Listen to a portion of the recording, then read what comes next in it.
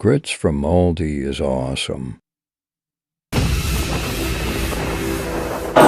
Just a quick recipe to make grits. 1 cup grits and 3 cups water, and you just bring that to boil.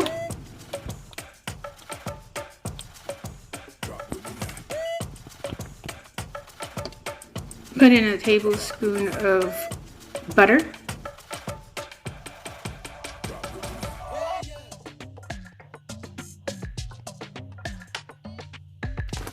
One to 2 cups of sharp cheddar. I got this from Aldi too.